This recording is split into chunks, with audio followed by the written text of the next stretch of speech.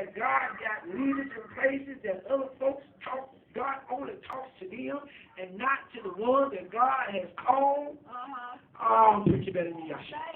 But we find here that in this covenant of God, as long as the children of Israel understood that His presence was made known and that the priest would bear the ark, everything will be all right. But we understand that God at one point gave them a 2-1-point blackout because they took the word of God for granted. We like that sometime today. We take God for granted because we think because God is merciful and God has His grace, we can do whatever we want to do. Oh, I'm preaching better than some of y'all shouting here.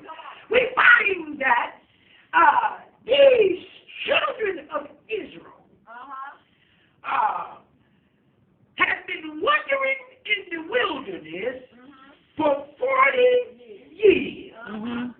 Now the promise was made to their forefathers of the promised land. Now God has made some of us promise that yet we still wondering how to get over. Somebody composed a song, oh how I made it over. Yes, here the children of Israel was promised to see the promised land.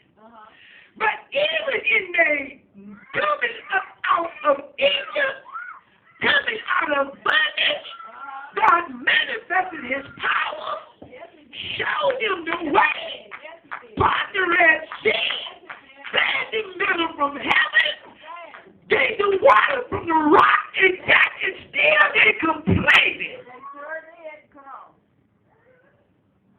But now Moses' time has come.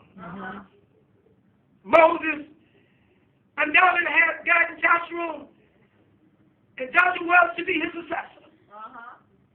And I imagine Joshua seeing some of the things that the children of Israel was doing. Yeah, Joshua seeing some mistakes that was made.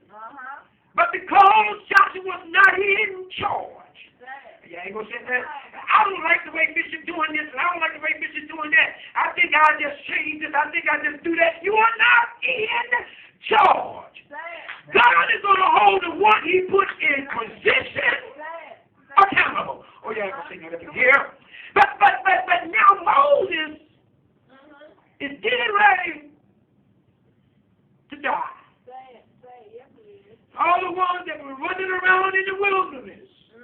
Done died off. And God told Moses, said, Moses, I want you to come up here for a moment. I want to show you the promise I promised you. I want you to see the promised land. God took Moses up and showed Moses the beauty of a land that flows milk and honey. Told Moses, you cannot enter in to the land. You shall surely fall asleep and sleep with your father. But what I want you to do, I want you to call Joshua and write this song. And when we write this song, I want you to play it in the covenant. I know some of y'all read this story here. But the children of Israel, even if you go back into Deuteronomy 31 and 16, God understood that the rebellion of the children. Oh, y'all looking at me strange. God explained to Moses, said, Moses, they're going to have to fool. Oh, y'all ain't going to help me up here. They're going to do some wrongdoing. They're going to go after some idol gods. They're going to go and make some other. They're going to mingle with the wrong type of folks. Yeah. And they're going to do all of this. But I want you to write it upon their heart. Yes, sir. Yes, sir. And Joshua, God knowing that these very new generations will find themselves up just like their forefathers. Find themselves doing the same got the hourglass, and they made golden calves, and Moses was up there talking to God, and God had to send Moses back down and say, them folks that you got down there is out of order here. They're out of control here. They worshiping other things. You need to get back down there, Moses. It's very important that pastors ought to shepherd the people. That's right. You got to know what you got in your house. That's right. Hello, somebody. You got to know who you leave in charge of your house. That's right. That's right. Moses is getting ready to die. Moses is talking to Joshua.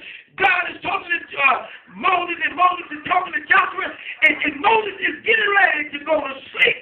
And Joshua instructed Moses instructed Joshua to be encouraged.